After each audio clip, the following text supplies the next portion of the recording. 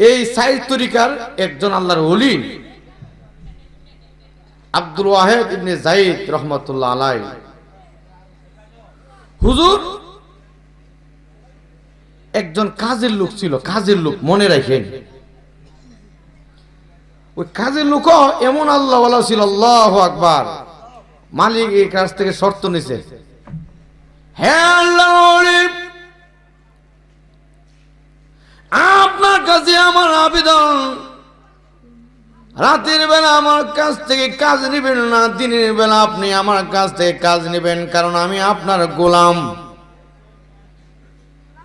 তবে রাতের বেলা যে আমাকে সুযোগ দিবেন, আমি আপনার জন্য তার বিনিময়ে একটা স্বর্ণ মুদ্রা দিব, স্বর্ণের টুকরা দেব। মালিক বলল ঠিক আছে। রাতের বেলা কোথায় যাব? ওনার মনের মধ্যে প্রশ্ন জাগলো, আমার গোলামটা গভীর রাতে কোথায় যায়, যাচাই বাজার করার দরকার আছে কি আছে না? হাত তাকায় দেখি ওই আল্লাহ ওলি পেছনে যেদিকে দেখে সারা রাত নামাজ পড়ে যখন আবার ফজরের টাইম হয়ে যায়, ফজরের নামাজ পড়ে আল্লাহর ওলির কাছে, আর সারা রাত পাহাড়ের মধ্যে নামাজ পড়ে আল্লাহর ওলি আব্দুল ওয়াহিদ ইবনে যায়েদ, উনি তো জঙ্গলের মধ্যে লুকিয়ে লুকিয়ে সব দেখতেছে। দেখার পরে সকালবেলা দেখে সাগর আর সাগর, বিশাল আকারে আফ্রিকার জঙ্গল। আশ্চর্য গেল, হ্যাঁ মানুষ নাই, কোনো কিছু নাই, শুধু সাগর আর সাগর আর জঙ্গল আর জঙ্গল। আরেকজন আল্লাহর ওলির সঙ্গে দেখা হয়ে গেল, ও আল্লাহর বান্দা, এখানে কেমনে এসেছো? আমি এসেছি, আমার গোলাম আছে একজন, সে আমার কাছে শর্ত নিয়েছে, রাতের বেলা আমার কাজ করবে না, আমাকে যে রাতের বেলা কাজ করবে না এর বিনিময়ে আমাকে স্বর্ণের টুকরা দিবে। এর বিনিময়ে আমার কাছে বিদায় নিয়েছে, আমি বিদায় দিলাম। চিন্তা করলাম লোকটা কি করে যাচাই বাছাই করা দরকার আছে কি আছে না। আমি যাচাই বাছাই করতে করতে ওনার পিছনে এসেছি। আসার পরে আমি ভাবলাম পরে যাব, উনি আগে চলে যাক। পরে যাওয়ার কথা চিন্তা করে ডানে তাকাই সাগর, বামে সাগর, সব দিয়ে সাগর আর জঙ্গল দেখা যাচ্ছে। কারণ কি? এ আল্লাহ বললাম, এটা হলো আফ্রিকার মহা জঙ্গল। আল্লাহু আকবার। তুমি দিয়েছ শত শত মাইল দূর দিয়েছ, 1 মাইল 2 মাইল নয়। ওই আল্লাহর ওলি আবার রাতের বেলা আসবে। সারাদিন জঙ্গলের মধ্যে কাটালেন, মালিক কাটালেন। এবার রাতের বেলা উনি আবার আসলো, ওই যে গোলাম আইসা বলল, মালিক জীবনে কাউকে আমার সেই কেরামতির কথা বলবেন না। বাড়িতে গিয়ে ওই আল্লাহর ওলি এবার ঘোষণা করলো, ও আমার গোলাম, আজকে তুমি আমার গোলাম নয়, আমি তোমার গোলাম। সুবহানাল্লাহ।